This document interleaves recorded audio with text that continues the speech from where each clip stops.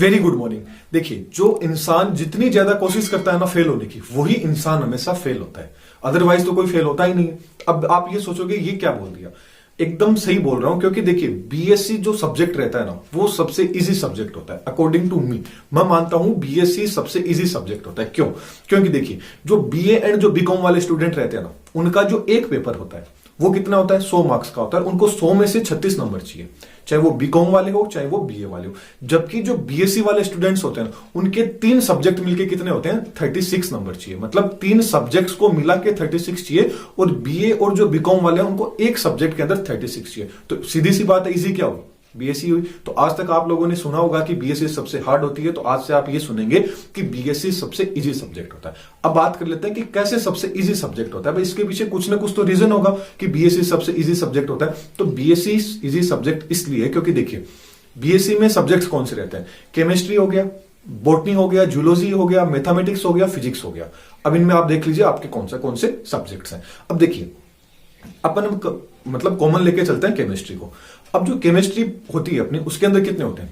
3 books होती है अपनी, organic, inorganic and physical. 3 subject हो गए। तो इन तीनों को अपन को मिला के कितने नंबर चाहिए? 36। क्योंकि एक पेपर हो सकता है, अलग अलग यूनिवर्सिटी का पैटर्न अलग अलग रहता है, तो नंबर्स ऊपर नीचे हो सकते हैं, बल्कि जो पैटर्न है वो तो यही रहेगा, लेकिन नंबर ऊपर नीचे हो सकते हैं। तो देखिए, अपन को नंबर कितने चाहिए? 36 नंबर चाहिए 100 के अंदर से। 100 नंबर का अपना पेपर होता है, प्रैक्टिकल वगैरह अलग चीज होगी। अब अपन को 100 में से 36 चाहिए, तो जो अपनी ऑर्गेनिक एंड जो इनऑर्गेनिक रहती है, इनके पेपर होते हैं 33 के। जबकि जो फिजिकल होती है, इसका होता है 34 नंबर का। तो देखिए, एक पेपर ही है जो 33 नंबर का रहता है। कितने नंबर का? 33। तो 33 में से लगभग अपन लेके चले तो अपन को 12-13 नंबर के समथिंग चाहिए तीनों सब्जेक्ट के अंदर मिला के, तो टोटल 36 नंबर तक अपन पहुंच जाते हैं। तो यदि मान लीजिए आपको इनऑर्गेनिक है वो सबसे इजी लगता है, या मान लीजिए आपको ऑर्गेनिक है वो इजी लगता है, फिजिकल, जिसको जिसको जो भी सब्जेक्ट इजी लगता है उसको अकॉर्डिंग अपन लेके चलते हैं। और मान लीजिए जिसको जो भी सब्जेक्ट हार्ड लगता है उसके अकॉर्डिंग, तो मान लीजिए आपको इनऑर्गेनिक है वो इजी लगता है, फिजिकल या ऑर्गेनिक आपको हार्ड सब्जेक्ट लगता है। तो इनऑर्गेनिक के अंदर आप क्या कीजिए? कोशिश कीजिए कि इनऑर्गेनिक में 33 में से आप 20 नंबर या 25 नंबर तक लेके आ जाए। तो इससे क्या होगा? जो आपकी ऑर्गेनिक होगी एंड जो आपका फिजिकल होगा, फिजिकल केमिस्ट्री होगी, उसके अंदर आपको क्या रहेगा? थोड़ी कम मेहनत करनी पड़ेगी, क्योंकि आपको पास ही जब होना है तो 36 मार्क्स लाने आपको 3 सब्जेक्ट्स को मिला के। तो देखिए कितनी अच्छी बात है कि यदि आप ऑर्गेनिक इनऑर्गेनिक को ज्यादा पढ़ लेंगे, ऑर्गेनिक इनऑर्गेनिक को कम पढ़ेंगे, तो कोई भी नहीं है। ऐसी यदि कोई अदर सब्जेक्ट वाला हो, बीकॉम बीए वाला हो, तो उनके लिए क्या होगा? एक सब्जेक्ट जो नहीं आ रहा है वो भी उनको अच्छे से पढ़ना होगा। यहां क्या मिल रहा है? आपको ऑप्शन मिल रहे हैं कि भाई आपको ये सब्जेक्ट नहीं आ रहा है तो आप इस सब्जेक्ट को पढ़ लीजिए। तो आपको क्या करना है? मान लीजिए ऑर्गेनिक थ्योरेटिकल रहती है, तो आप ऑर्गेनिक को पढ़िए, फिजिकल को आप पढ़िए और ऑर्गेनिक को आप पढ़िए। इनऑर्गेनिक को थोड़ा ज्यादा पढ़ लीजिए, फिजिकल को कम पढ़ लीजिए। और देखिए इसके अंदर सबसे बेनिफिट क्या रहता है? यदि आप ऑर्गेनिक के अंदर मान लीजिए इनऑर्गेनिक में आपने 33 में से 33 नंबर लेके आ गए, तो आपके लिए कितना अच्छा है कि ऑर्गेनिक में आपको 2-3 नंबर लाने हैं, फिजिकल में भी अच्छे आप, फिर आप पेपर देने जाओ या ना जाओ, क्योंकि पास तो आप क्या हो चुके हैं? आप हो चुके हैं। तीनों सब्जेक्ट्स के मिला के आइए, आपको कितने चाहिए? 36 चाहिए। तो कितनी ईजी होगी बीएससी। तो फेल होने की बात तो आप छोड़ दीजिए कि आप फेल हो जाएंगे, बस ये एक डर है जो आपके मन के अंदर है कि आप बीएससी के अंदर क्या हो जाएंगे? फेल हो जाएंगे, क्योंकि एग्जाम वगैरह सब स्टार्ट हो चुके हैं, तो आपकी तैयारी भी नहीं है। तो तैयारी यही है कि जो सब्जेक्ट्स आपको सबसे अच्छा लग रहा है, जो सबसे इजी सब्जेक्ट लग रहा है, उसको आप पढ़िए, क्योंकि हर सब्जेक्ट के 3-3 पार्ट है।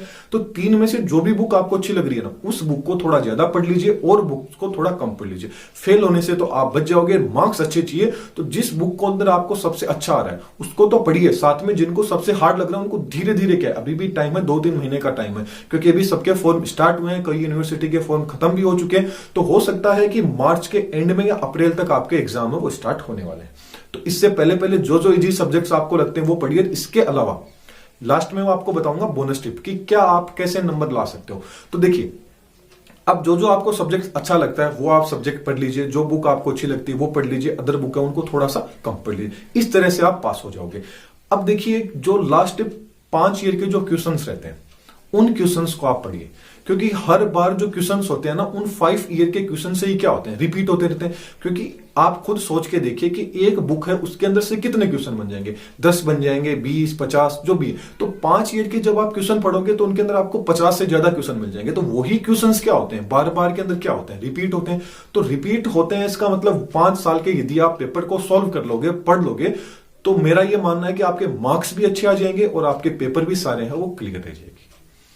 यही एक टिप है जो सबसे अच्छी रहती है। 5 साल के आप एग्जामिनेशन पेपर देख लीजिए, उन्हीं को आप क्या कीजिए, सॉल्व कीजिए। आप आराम से पास हो जाएंगे। कहीं भी आपको घूमना नहीं पड़ेगा, कहीं भी आपको इन्हें देखना पड़ेगा पास होंगे कैसे हो, कुछ भी आपको नहीं करना पड़ेगा। और 5 साल के जो पेपर्स हैं उनको मैंने भी अपलोड कर रखे हैं, वहां से भी आप देख सकते हैं। अदरवाइज आप जहां से भी देख सकते हैं वहां से आप उनको आप देख लीजिए। Okay, thank you.